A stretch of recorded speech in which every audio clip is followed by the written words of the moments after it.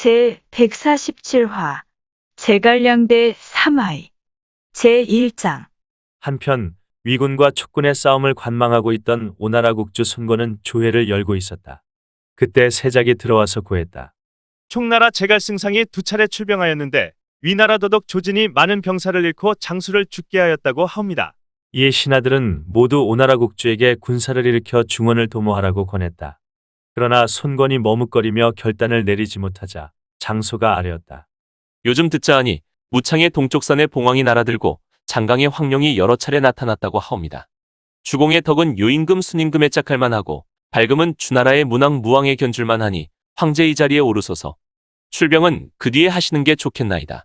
그러자 신하들이 모두 호응했다. 자포의 말이 옳사옵니다. 이에 손권도 수락했다. 마침내 음력 4월 병인일을 택해 무창 남쪽 교회에 단을 쌓았다. 이날 신하들이 청하자 손권은 단 위에 올라 황제 자리에 앉은 다음 황모 8년의 연호를 황룡 원년으로 고쳐 반포했다. 그리고 죽은 아버지 손견에게는 무열 황제의 시호를 올리고 어머니 오씨에게는 무열 황후의 시호를 올렸다. 또 죽은 형 손책은 장사환왕으로 추존했다. 그리고 아들 손등은 황태자로 세우고 제갈근의 장남 제갈각은 태자접으로 장소의 차남 장유는 태자오필로 삼았다. 황태자를 보필하게 된 제갈각의 자는 원순으로 키는 7척인데 매우 총명하고 응대를 잘하는 재주가 있었다. 이에 손권은 그를 몹시 아꼈다. 나이 6살이었을 때 제갈각은 아버지를 따라 나라에서 베푼 잔치에 함께 참석한 일이 있었다. 그때 손권이 자유 제갈근의 얼굴을 보더니 사람을 시켜 나귀를 한 마리 끌고 오게 한 다음 그 나귀 얼굴에다 분필로 제갈자유라 써넣었다. 제갈근의 얼굴이 나귀처럼 길쭉한 때문이었다. 이를 본 신하들이 모두 배꼽을 잡고 웃었다. 손권의 놀림을 받은 제갈근은 그저 머리만 극적거리고 있었다. 그러자 제갈각이 앞으로 쪼르르 달려나가더니 분필로 제갈자유 밑에 지로라는 두 글자를 덧붙였다. 그러자 나귀의 얼굴에 쓰여진 글자는 제갈자유지려 곧 제갈자유의 나귀가 되었다. 간단히 아버지의 체면을 되살려 놓은 어린아이의 재치에 좌석을 가득 메운 사람들은 모두 감탄을 금치 못했다. 손권은 크게 기뻐하며 그 나귀를 제갈각에게 하사했다. 또 한 번은 이런 일도 있었다. 어느 날 손권은 관료들이 모인 큰 잔치에서 제갈각에게 술잔을 돌리라는 명을 내렸다. 이에 술잔을 돌리다가 장소의 면전에 이르니 장소가 술잔을 받지 않으며 말했다. 이는 늙은이를 대접하는 예가 아니다. 이를 본 손권이 제갈각에게 물었다. 내가 자포로 하여금 술을 마시게 할 수 있겠느냐? 예, 할 수 있나이다. 어명을 받은 제갈각이 장소에게 말했다. 옛날 상복 강태공은 나이 90에 싸움에 나가 군사를 진두지휘하면서도 그때까지 늙었다는 말은 하지 아니하였다고 합니다. 오늘날은 싸움터에 나설 때 선생은 뒤에 모시고 술을 마실 때만 앞에 모십니다. 그런데 어찌 노인을 대접하는 예가 아니라고 하시는지요? 이에 대꾸할 말이 없어 장수는 어쩔 수 없이 술을 받아 마시게 되었다. 그 상쾌한 대응을 보고 더욱 총애하게 된 손권은 이번에 그를 태자접으로 삼은 것이었다. 또 장유를 태자업으로 삼은 것은 그 아버지 장소가 오나라 국주를 가까이 보좌하며 그 서열이 삼공의 자리에 있었기 때문이다. 손권은 고흥을 승상으로 삼고 육손을 상장군으로 삼아 태자를 보좌하면서 무창을 지키도록 했다. 그런 다음 건업으로 돌아온 손권은 신하들과 함께 위나라를 칠 계책을 의논했다. 그러자 장소가 말렸다. 폐하께서는 새로운 치세를 싸움으로 시작하셔서는 아니되옵니다. 무엇보다 전쟁을 그치고 문치에 힘쓰소서. 학교를 증설하여 민심을 안정시키는 것이 필요합니다. 그리고 서천에 사자를 보내 천하를 나누는 동맹을 총나라와 맺은 다음 뜻하시는 바를 서서히 도모하소서. 손권은 그 말을 받아들였다. 이에 사자에게 밤낮 없이 서천으로 달려가 총나라의 후주를 만나도록 했다. 예를 마치자 사자는 동맹 맺을 일을 상세히 아뢰었다. 이를 들은 후주가 신하들을 불러 상의하자 모두들 입을 모아 반대했다. 손권이 참남대의 황제 자리에 올랐으니 동맹 제안을 거절하셔야 하옵니다. 그러자 장관이 나섰다. 사람을 보내 승상의 의견을 물어보시는 것이 좋을 듯 싶사옵니다. 이에 후주가 한중에 있는 제갈량에게 사람을 보내 의견을 물었다. 제갈량도 후주를 중심으로 한나라를 부흥시켜야 한다는 차원에서는 손권의 황제주기를 마땅치 않게 생각했다. 그러나 현실적으로는 오나라가 제안해온 동맹 제의를 거절하기 어려웠다. 만일 오나라가 돌아서 위나라와 결탁한다면 총나라가 위험해지기 때문이었다. 이에 제갈량은 다음과 같이 말했던 것으로 그를 찾아갔던 사자가 성도로 돌아와서 후주에게 전했다. 오나라의 제안을 받아들이셔야 하옵니다. 예물을 갖춘 사자를 오나라에 보내 손권의 황제 즉위에 대한 할애를 올리게 하시고 육손으로 하여금 출병해 위나라를 치도록 요청하는 것이 좋겠나이다. 그러면 위나라는 반드시 사마이를 시켜 막을 것이옵니다. 사마이가 남쪽에서 오나라를 막고 있으면 신은 그 사이에 기산으로 다시 나가 장안을 도모할 수 있나이다. 후주는 제갈량의 의견을 따르기로 했다. 이에 태위진진을 시켜 이름난 말과 옥띠 그리고 금은 보화를 가지고 오나라로 가 할애를 올리도록 했다. 오나라에 들어간 진진이 손권을 뵙고 국서를 올리자 손권은 크게 기뻐했다. 이에 연회를 베풀어 잘 대접한 뒤에 진진을 총나라로 돌려보냈다. 그 후 손권은 육손을 불러들여 물었다. 총나라에서 함께 위나라를 치자고 하여 오나라도 군사를 일으키기로 약속하였는데 이 일을 어찌 보는가? 그것은 제갈량이 사마이를 두려워하여 짜낸 계략이옵니다. 하오나 이미 함께 도모하기로 약속하셨사오니 따르지 않을 수 없나이다. 지금은 군사를 일으키는 기색을 보이면서 얼마쯤 촉군을 지원해야 하옵니다. 그러다가 제갈량이 위나라를 긴박하게 공격하는 틈을 노린다면 가히 중원을 취할 수 있사옵니다. 이에 손권은 형주와 양양 각처에서 인마를 훈련하고 길이를 택해 군사를 일으키라는 영을 내렸다. 제2장 한편 진진은 한중에 돌아오자 오나라가 총나라의 요청을 받아들여 군사를 일으키기로 했다는 사실을 제갈량에게 보고했다. 그러나 제갈량은 진창으로 쉬 진격할 수 없음을 걱정하며 먼저 사람을 보내 적진을 살피도록 했다. 얼마 후 세작이 돌아와 보고했다. 진창성의 학소가 중병을 앓고 있습니다. 이 말을 들은 제갈량이 되뇌었다. 이제야 대사를 이룰 수 있게 되었구나. 그리고는 위원과 강유를 불러들였다. 그대 두 사람은 병력 5천을 거느리고 밤새 달려가 진창성 안에서 불길이 치솟는 게 보이거든 힘을 합쳐 성을 치도록 하시오. 영을 받고 나가던 두 사람이 다시 돌아와서 물었다. 난공불락의 진창성에 갑자기 불길이 치솟는다는 게 미심쩍었기 때문이다. 언제 공격을 시작하면 됩니까? 사흘 안에 모든 준비를 마치거든 내게 하직 인사를 할 것도 없이 즉시 떠나시오. 두 사람은 계책을 받고 떠났다. 제갈량은 다시 관음과 장포를 불러 귓속말로 이러저러하게 하라고 지시하니 두 사람 또한 밀계를 받고 떠났다. 한편 진창성의 학소가 중병에 걸린 것을 듣고 곽해는 장압과 상의했다. 학소의 병이 위중하다니 장군께서 속히 진창으로 가서 임무를 교대하시오. 나는 표문을 올려 조정에 알리고 따로 결정을 내리겠소. 이에 장압이 병력 3천을 이끌고 학소와 교대하러 갔다. 학소의 병세는 위독해져 그날 밤도 신음하고 있는데 촉군이 성 아래로 몰려왔다는 급보가 들어왔다. 모두 성벽 위로 올라가 성을 지키라. 아픈 가운데서도 학소는 사람을 시켜 그런 명령을 하달했으나 소용없었다. 갑자기 각 성문에서 불길이 치솟으니 성안은 큰 혼란에 빠지고 말았던 것이다. 그 소식을 들은 학소는 놀란 나머지 간신히 연명해 오던 목숨줄이 끊어지고 말았다. 촉군은 그의 죽음과 함께 사령탑을 잃은 진창성 안으로 힘들이지 않고 입성할 수 있었다. 한편 위원과 강유가 군사를 이끌고 진창성 밑에 도착하니 성벽 위에는 아무런 깃발도 보이지 않았고 딱따기를 때리며 야경을 도는 사람도 보이지 않았다. 두 사람은 놀라고 의아해했다. 이에 섣불리 성을 공격하지 못하고 있는데 갑자기 포성이 한 차례 울리더니 사방에서 일제히 깃발들이 일어섰다. 보니 머리에 윤건을 쓰고 손에 깃털부채를 들고 학창도포를 입은 사람이 큰 소리로 외쳤다. 두 사람 오시는 게 좀 늦었구려. 상대는 다름 아닌 제갈량이었다. 황망이 말에서 내린 두 사람이 땅에 엎드려 말했다. 승상의 계책은 참으로 귀신 같습니다. 제갈량은 성문을 열어 두 사람을 들어오게 한 뒤에 말했다. 나는 학소의 병이 위중한 것을 알고 두 분에게 사흘 안에 병력을 이끌고 진창성을 점령하라는 영을 내렸지만 이는 여러 사람을 방심시키기 위한 것이었소. 그와 별도로 나는 관음과 장포에게 군사를 점검하여 한중으로 몰래 나가게 하고 나도 그 군사들 속에 숨어 같이 나갔소.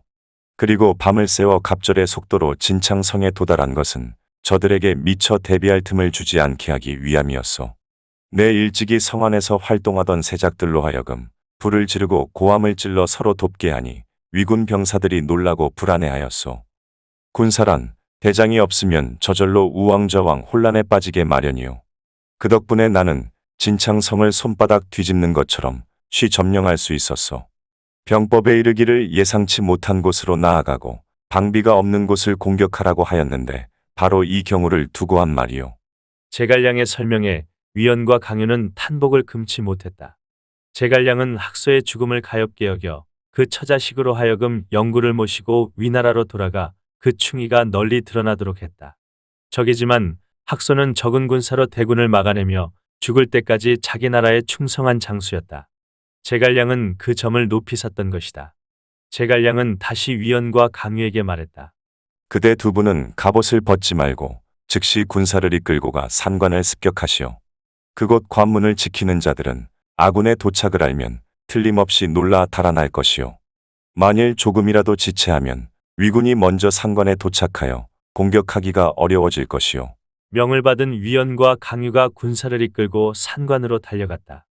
과연 관문을 지키는 자들이 그들을 보자 모두 달아났다.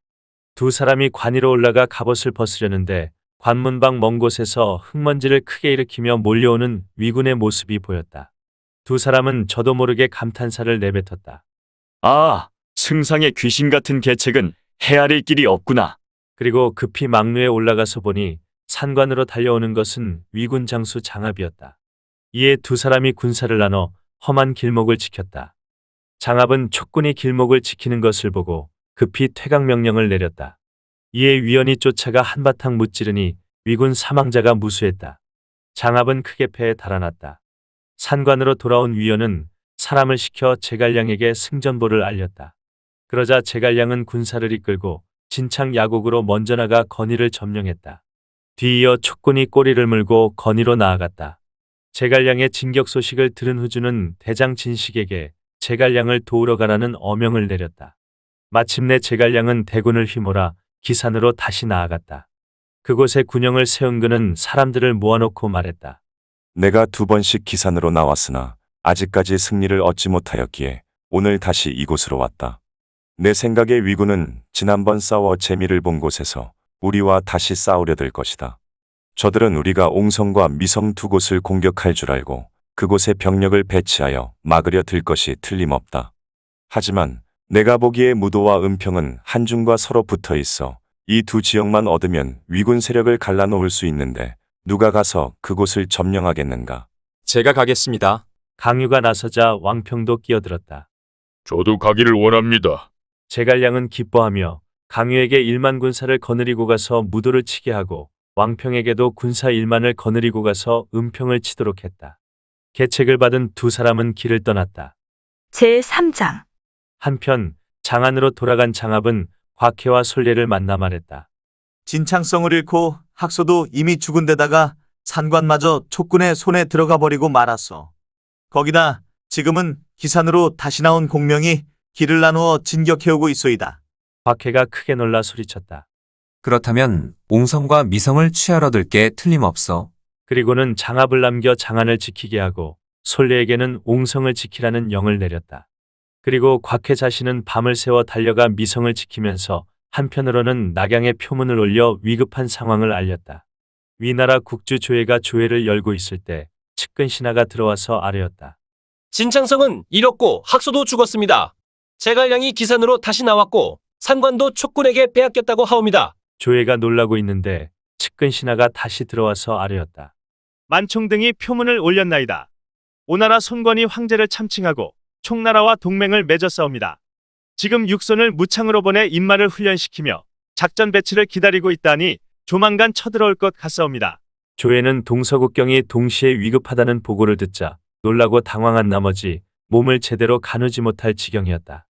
대도 독조지는 아직 병환 중이라 사마이를 불러 대책을 물었다.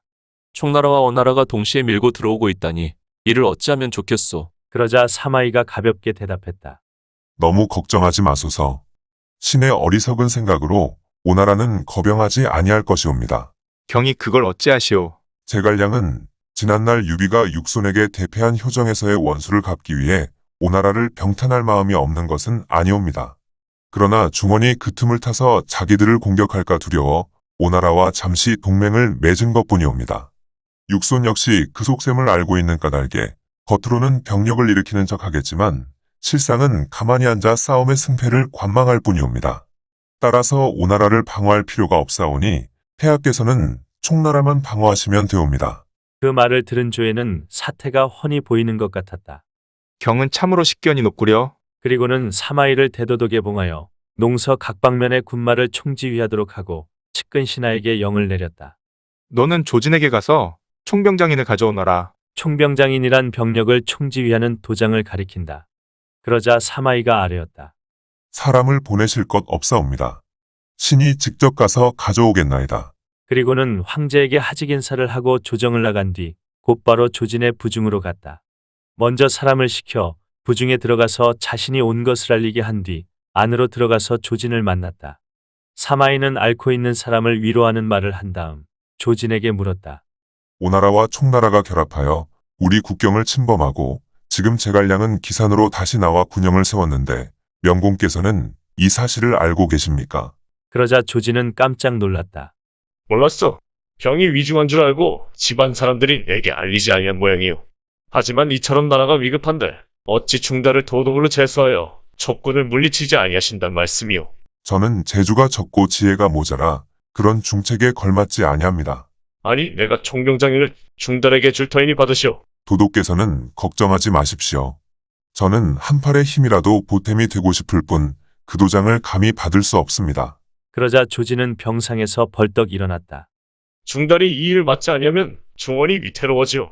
내가 병을 무릅쓰고라도 황제를 뵙고 그대를 추천해야겠소. 조진이 이렇게 나오자 사마이는 그제야 비로소 사실을 털어놓았다. 반발을 무마시키기 위한 일종의 심리작전이었던 것이다. 실은 이미 황제의 은명이 계셨으나 다만 제가 감히 받을 수 없었을 따름입니다. 그러자 조진은 크게 기뻐했다. 이제 중달이 이 일을 맡았으니 촉군을 물리칠 수 있을 것이오. 그리고는 도장을 건네주었다. 사마이는 예의상 2번, 3번 사양하다가 마침내 도장을 받았다. 그리고는 대궐로 돌아와 위나라 국주에게 하직 인사를 올린 뒤 제갈량과 결전을 벌이기 위해 군사를 이끌고 장안으로 향했다. 제4장. 총나라 건흥 7년 여름 4월이었다. 기산으로 나온 제갈량은 군영을 셋으로 나눠 세운 뒤 위군의 움직임을 살펴보고 있었다. 한편 사마이가 군사를 이끌고 장안에 도착하자 마중 나온 장압은 그간의 일을 자세히 보고했다. 사마이는 장압을 선봉장으로 삼고 대릉을 부장으로 삼은 뒤 10만 대군을 이끌고 기산으로 가서 위수남 쪽에 군영을 세웠다. 곽해와 솔례가 군영 안으로 들어와서 인사를 드리자 사마이가 물었다. 그대들은 촉군과 싸워본 일이 있어? 2 사람이 대답했다. 아직 없습니다. 천리를 달려온 촉군의 입장에선 빨리 싸우는 것이 유리한데 이곳에 오고서도 싸우지 아니하는 것은 계략이 있기 때문이요. 농서의 각 방면에서는 아직도 소식이 없어. 곽해가 대답했다. 이미 세작들이 살펴본 바로는 각군이 주의를 기울여 밤낮으로 경계를 서고 있는데 아직 별다른 징후는 없다고 합니다. 다만 무도와 은평 2곳으로 보낸 세작은 아직 돌아와 보고를 하지 않고 있습니다. 그렇다면 그 2곳에 문제가 생겼구려. 내 직접 사람을 보내 제갈량과 교전을 벌이게 할 터이니 그대 2분은 급히 샛길로 달려가 무도와 은평 2곳을 구하시오. 촉군의 뒤를 덮치면 그들은 저절로 혼란에 빠질 것이니. 계책을 받은 2 사람은 촉군의 뒤를 습격하기 위해 5천 군사를 이끌고 농서의 샛길로 무도와 은평을 구하러 갔다. 가는 도중에 곽해가 솔례에게 물었다. 중달을 공명과 비교하면 어떠하오? 그야 공명이 훨씬 낫지요. 그렇지요. 하지만 공명이 비록 낫다 하여도 이번 계책만은 중달이 남들을 능가하는 지혜가 있음을 보여주기에 충분할 거요. 촉군이 2군을 정면으로 공격할 때 우리가 배후를 덮친다면 그들이 어찌 혼란에 빠지지 아니하겠소? 그런 이야기를 나누고 있는데 앞서 나갔던 척 후병이 갑자기 돌아와서 보고했다. 은평은 이 왕평에 의해 점령당하였습니다. 무도 또한 강유의 손에 떨어졌습니다. 지금 촉군은 앞쪽 멀지 않은 곳에 있습니다. 보고를 들은 솔례가 곽해를 보며 말했다. 촉군이 이미 2성을 점령하였다면 어찌하여 성 밖에 군사를 배치한단 말이오. 이는 무슨 속임수가 있는 것이 틀림없으니 얼른 물러나는 게 낫겠소. 일리 있는 말이오. 곽해가 고개를 끄덕이며 군사를 물리라는 영을 내리려는데 갑자기 대포 소리가 한 차례 울리더니 산 뒤에서 한 무리의 군마가 쏟아져 나왔다. 그들이 든 깃발에는 큰 글씨로 한나라 승상, 제갈량이라 적혀 있었다. 무리의 중앙에서 바퀴가 4개 달린 수레가 나오는데 보니 그 위에 제갈량이 단정히 앉아 있었다. 왼쪽에는 관흥이, 오른쪽에는 장포가 호위하고 있었다. 그 모습을 본 솔례와 곽해 두 사람이 깜짝 놀랐다. 그러자 제갈량이 크게 웃었다. 하하하. 곽해와 솔레는 게 섞어라. 사마이의 꾀로 어찌 나를 속이겠느냐. 그는 날마다 사람을 보내 앞쪽에서 싸움을 붙이면서도 한편으로는 너희에게 아군의 배후를 습격하라는 지시를 내렸을 것이다. 하지만 무도와 은평은 우리가 이미 점령하였느니라. 그러니 너희 두 사람은 어서 항복하지 아니하고 무엇하느냐. 극각 군사로 나와 결전이라도 하겠다는 것이냐. 이야기를 들은 곽해와 솔례는 크게 당황했다. 그때 갑자기 배후에서 함성이 크게 일더니 급보가 날아들었다. 왕평과 강유가 군사를 이끌고 배후를 덮치고 있습니다. 그런데 앞쪽에서는 관흥과 장포가 군사를 이끌고 달려오고 있었다. 앞뒤로 협공을 당한 위군은 대패할 수밖에 없었다. 곽해와 솔례는 말을 버리고 산으로 기어올라 달아났다. 그들을 본 장포가 말을 몰며 뒤쫓았다. 그러나 너무 서두른 탓이었는지 말과 사람이 동시에 계곡 밑으로 떨어졌다. 뒤따르던 군사들이 서둘러 달려가서 일으켰지만 장포는 이미 머리가 깨진 상태였다. 제갈량은 장포를 성도로 보내 치료받도록 조치했다. 가까스로 위기를 탈출한 곽해와 솔례는 본영으로 돌아가 사마이에게 말했다. 무도와 은평 두 군은 이미 적의 수중에 떨어졌습니다. 공명이 주요 길목에 군사를 매복시켜 두었다가 앞뒤로 협공하는 바람에 크게 패하였습니다. 이에 말까지 버리고 걸어서 겨우 돌아왔습니다. 그건 그대들의 잘못이 아니오. 공명의 지모가 나보다 앞섰기 때문이지. 그러니 그대들은 군사를 다시 이끌고 가 옹성과 미성을 지키되 절대로 나가 싸우지 마시오. 내게 따로 적을 쳐부술 계책이 있으니.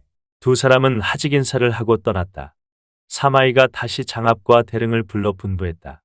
지금 무도와 은평을 얻은 공명은 백성들을 위무하고 민심을 안정시키기 위해 군영 안에 있지 아니할 것이오.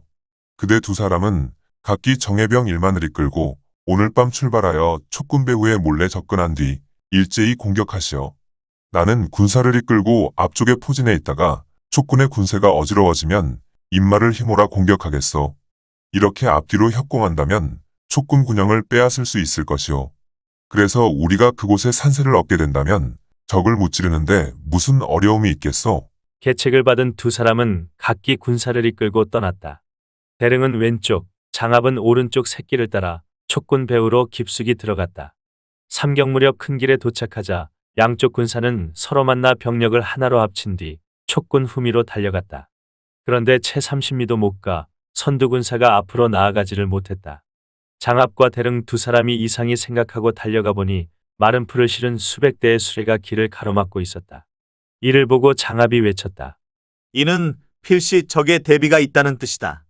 어서 군사를 돌려라. 그런 회군 명령을 내리고 있는데 온 산에 불이 환하게 켜지며 북소리가 크게 울리더니 사방에서 복병이 쏟아져 나와 두 사람을 에워쌌다. 뒤이어 기산 위에 있던 제갈량이 큰 소리로 외쳤다. 대릉과 장압은 내 말을 들어라. 사마이는 내가 무도와 은평에서 백성을 위무하느라 군영에 없는 줄 알고 너희 두 사람을 보내 우리 군영을 치게 하였으나 오히려 내 계책에 말려들고 말았느니라. 너희 둘은 이름 없는 하급장수에 불과함으로 내 죽이지는 아니할 터이니 어서 말에서 내려 항복하거라. 그러자 자신의 존재를 무시당한 장압은 크게 노해 제갈량에게 삿대질을 했다. 뭐? 이름 없는 하급장수에 불과하다고? 너야말로 시골 촌놈 아니냐? 우리 대국의 경계를 침범한 주제에 어찌 감히 그따위 망발을 짓거리느냐? 내 너를 잡으면 갈기갈기 찢어놓고야 말리라. 그리고는 창을 꼬나든 채 말을 산 위로 몰았다. 그러나 산 위에서 화살과 돌이 빗발쳐 올라갈 수가 없었다. 그러자 장압이 창을 휘두르며 두꺼운 포위망을 뚫는데 당해내는 사람이 아무도 없었다. 촉군은 장압 대신 무예가 비교적 약한 대릉을 포위망 한가운데로 몰아넣었다. 마침내 포위망을 뚫고 나온 장압은 대릉이 없다는 것을 발견하자 말머리를 돌려 두꺼운 포위망 속으로 돌진해 들어가 대릉을 구해가지고 다시 포위망을 뚫고 나왔다. 수많은 병사 사이를 좌충우돌하면서 오히려 장압의 영용함이 갑절이 되는 것을 내려다보고 있던 산위의 제갈량이 좌우 사람들에게 말했다. 지난날 장익덕이 장압과 격렬히 싸우자 사람들이 모두 놀라 두려워하였다는 말을 들은 일이 있는데 오늘 장압이 싸우는 모습을 보니 그 용맹함을 비로소 알겠다. 저자를 남겨두면 반드시 우리 한나라의 근심거리가 될 것이니 마땅히 제거해야겠다. 그리고는 군사를 걷어 군영으로 돌아왔다. 읽어주는 고품격 삼국지는 다음 화도 계속됩니다. 이번 이야기를 재미있게 읽으셨다면 좋아요와 구독을 눌러주세요. 그리고 작품을 해설하는 프롤로그도 꼭 읽어주세요.